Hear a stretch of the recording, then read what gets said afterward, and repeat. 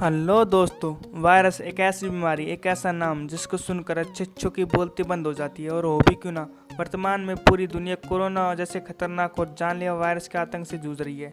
आज की हमारी वीडियो इसी टॉपिक पर होने वाली है। हम बात करने वाले हैं दुनिया के 10 सबसे खतरनाक और जानलेवा वायरसों के बारे में।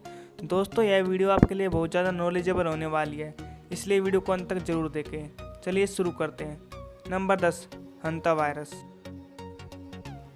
दोस्तों, दुनिया भर में कोरोना वायरस के खौफ के बीच हंता वायरस ने भी लोगों की चिंता बढ़ा दी है।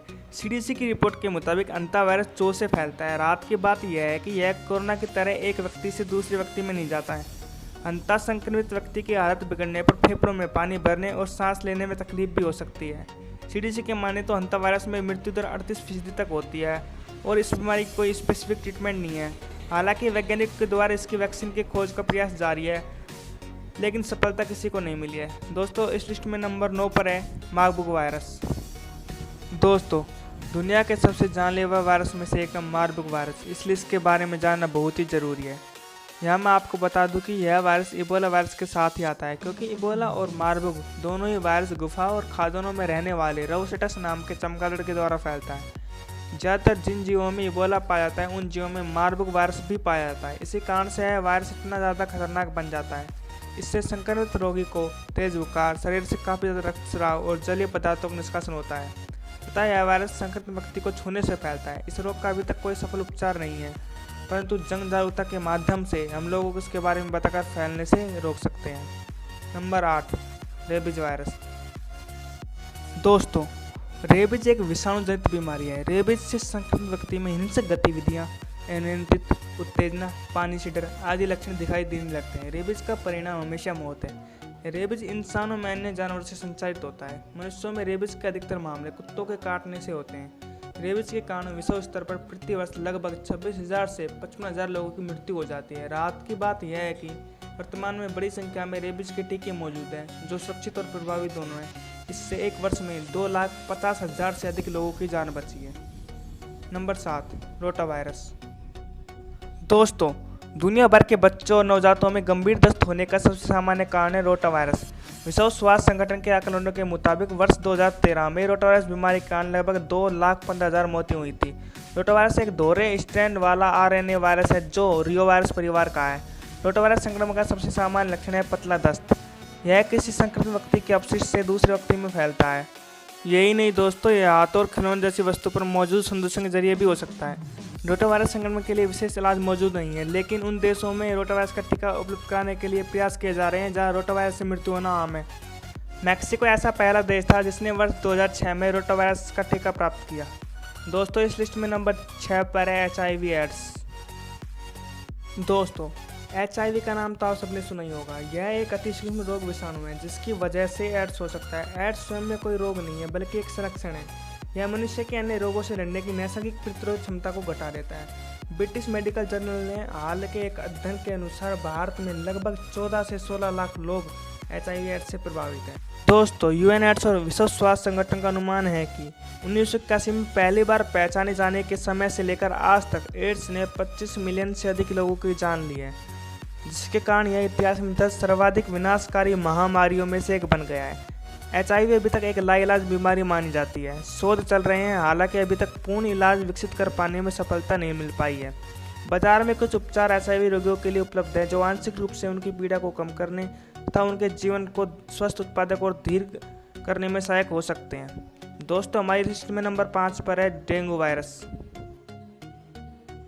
दोस्तों, डेंगू बुखार एक संक्रमण है जो डेंगू वायरस के कारण होता है। इसका इलाज समय पर करना बहुत जरूरी होता है। यह वायरस मच्छरों के द्वारा संचालित होता है, जिन्हें एडिस मच्छरों के नाम से जाना जाता है। डेंगू बुखार को अद्दी तोड़ बुखार के नाम से भी जाना जाता है, क्योंकि इससे पीड़ित लोगों को इतना अधिक दर्द हो सकता है कि जैसे उनकी हड्डियाँ टूट गई हो। इसके कुछ लक्षणों में बुखार, सिर दर्द, त्वचा पर चेचक जैसे लाल चटके, मांसपेशियों और जोड़ों का दर्द शामिल है। दोस्तों, डेंगू वायरस से लोगों को बचाने के लिए कोई वैक्सीन उपलब्ध नहीं है, लेकिन इससे बचने के कुछ उपाय हैं जो किए जाने चाहिए। लोग अपने को मच्छरों से बचा सकते हैं तथा उनके पनपने से रोक सकते हैं। द्वितीय विश्व युद्ध के बाद यह बीमारी एक विश्वव्यापी समस्या हो गई है। प्रत्येक वर्ष लगभग 50 से 100 मिलियन लोग डेंगू बुखार से पीड़ित होते हैं। दोस्तों, हमारी इस लिस्ट में नंबर 4 पर है MERS-CoV वायरस। दोस्तों, MERS-CoV कोरोना वायरस की वजह से होने वाला वायरल श्वसन रोग है, जो 2012 में पहली बार सऊदी अरब में पहचाना गया था। कोरोना वायरस के 3 मुख्य उपसमूह हैं, अल्फा, बीटा और gamma. MERS-CoV beta corona virus है। इससे संक्रमित व्यक्ति गंभीर श्वसन बीमारियों से पीड़ित हो सकते हैं, जिनमें बुखार, खांसी, सांस लेने में तकलीफ शामिल है। यह वायरस लोगों में जानवरों से, विशेषकर ऊंट, पर्यावरण या अन्य रोगियों के संपर्क में आने पर संक्रमित हो सकता है। वर्तमान में MERS से बचाव के लिए कोई टीका उपलब्ध नहीं है। सबसे अच्छा निवारक उपाय बेहतर व्यक्तिगत और पर्यावरणीय स्वच्छता बनाए रखना है। दोस्तों, नंबर 3 पर है इबोला वायरस। दोस्तों, इबोला का नाम सुनते ही हमें हॉलीवुड मूवी रेजिडेंट एविल का नाम दिमाग में घूमने लगता है, लेकिन यह वर्तमान में गंभीर बीमारी का रूप धारण कर चुका है। इस बीमारी में शरीर में नसों से खून बाहर आना शुरू हो जाता है, जिससे अंदरूनी रक्तस्राव प्रारंभ हो जाता है। यह एक अत्यंत घातक रोग है। इसमें 90% रोगियों की मृत्यु हो जाती है। इस रोग की पहचान सर्वप्रथम सन 1976 में इबोला नदी के पास स्थित एक गाँव में की गई थी। इसी कारण इसका नाम इबोला पड़ा। यह रोग संक्रमित व्यक्ति के संपर्क में आने से फैलता है। संक्रमित व्यक्ति के पसीने, खून या श्वास से बचकर रहें। अभी इस बीमारी का कोई इलाज नहीं है। इसके लिए कोई दवा नहीं बनाई जा सकती है। अभी इसका कोई एंटीवायरस भी नहीं बना है। इसके लिए टीका विकसित करने के प्रयास जारी हैं, हालांकि अभी तक ऐसा टीका मौजूद नहीं है। दोस्तों, हमारी लिस्ट में नंबर 2 पर है SARS-CoV-2 कोविड-19। दोस्तों, SARS-CoV-2 का पूरा नाम कोरोना वायरस है, जिसका नाम सुनते ही लोगों की सांसें रुक जाती है। इस समय पूरी दुनिया कोरोना वायरस की चपेट में है। चीन के बाद अब इटली, स्पेन और अमेरिका जैसे देशों में इसका कहर सामने आ रहा है। भारत भी इसके कहर से बच नहीं पा रहा है। कोरोना से लड़ने के लिए पूरे देश को लॉकडाउन कर दिया है। ऐसे में यह भी जानना जरूरी है कि कोरोना वायरस नाम कैसे पड़ा, इसे कोविड-19 नाम किसने दिया। दोस्तों, कोरोना वायरस का नाम कोरोना से लिया गया है। कोरोना का लैटिन मतलब ताज होता है। कोरोना की सतह पर कांटे जैसी आकृति होती है, जो दिखने में ताज जैसी लगती है। इसी वजह से इसे कोरोना नाम दिया गया है। चूँकि यह बीमारी 2019 में फैली, इसलिए इसका पूरा नाम कोरोना वायरस डिजीज 2019 हुआ। अब कोरोना का CO, वायरस का VI और डिजीज का D मिलाकर कोविड-19 नाम कर दिया। वैसे तो दोस्तों, कोरोना वायरस की 7 प्रजातियाँ अभी तक सामने आई हैं, लेकिन यह एक नोवेल कोरोना वायरस है, जिसका मतलब यह है कि यह आज से पहले कभी किसी इंसान या जानवर में नहीं पाया गया। Centre for disease control and prevention के मुताबिक कोरोना वायरस एक समूह है। इनके संक्रमण से फ्लू जैसा लक्षण देखने को मिलता है तथा संक्रमित व्यक्ति को सांस लेने में तकलीफ भी हो सकती है। स्थिति बिगड़ने पर रोगी की मौत भी हो सकती है तथा इस बीमारी का अभी तक कोई इलाज संभव नहीं हो पाया है। दोस्तों, हमारी लिस्ट में नंबर 1 पर स्मॉल पॉक्स। दोस्तों, स्मॉल पॉक्स को चेचक के नाम से भी जाना जाता है। यह एक ऐसा रोग है जिसने 20वीं शताब्दी में चेचक से दुनिया भर में होने वाली मौतों की संख्या लगभग 30 करोड़ से ज़्यादा थी, जिससे आप इसके खतरनाक होने का अंदाज़ा लगा सकते हैं। चेचक के विशेष लक्षणों की शुरुआत वेरियोला मेजर वायरस के संपर्क में आने के लगभग 2 हफ्ते बाद बुखार और सुस्ती के साथ शुरू होते थे। आमतौर पर सिरदर्द, गले का खराश और उल्टियाँ भी होती थी। 2-3 दिनों के बाद शरीर का तापमान गिरने लगता था और चेहरे और शरीर पर चकत्ते निकल जाते थे। धीरे धीरे जख्म मुंह, गला और नाक के अंदर बनने लगते थे। कुछ स्थितियों में कुछ दाने एक दूसरे से जुड़ जाते थे और त्वचा के बड़े हिस्से तक फैल जाते थे।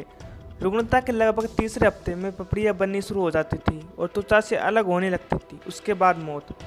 चेचक का प्रसार किसी संक्रमित व्यक्ति के फोड़ों या श्वसन के छींटों के संपर्क में आने से होता था। दोस्तों, संदूषित बिस्तर या कपड़े से भी रोग फैल सकता था, लेकिन राहत की बात यह है कि वर्तमान में इस बीमारी से निजात पा लिया है। इसके टीके की खोज 1980 में सफलतापूर्वक कर ली गई थी। मनुष्य द्वारा ज्ञात सबसे जानलेवा बीमारियों में से एक चेचक ही एकमात्र ऐसा मानव रोग है जिसे टीकाकरण द्वारा उन्मूलित किया जा चुका है। तो दोस्तों, ये थी आज की हमारी वीडियो। आपको वीडियो कैसी लगी आप हमें कमेंट करके बता सकते हैं, और ऐसी बहुत सारी नॉलेजेबल वीडियोज़ को देखने के लिए आपने अभी तक हमारे चैनल वर्ल्ड्स फेवरेट टॉप 10 को सब्सक्राइब नहीं किया तो चैनल को सब्सक्राइब जरूर करें, साथ ही बेल आइकन को प्रेस करें और हाँ, लाइक एंड शेयर करना ना भूलें। मिलते हैं नेक्स्ट वीडियो में, तब तक के लिए गुड बाय।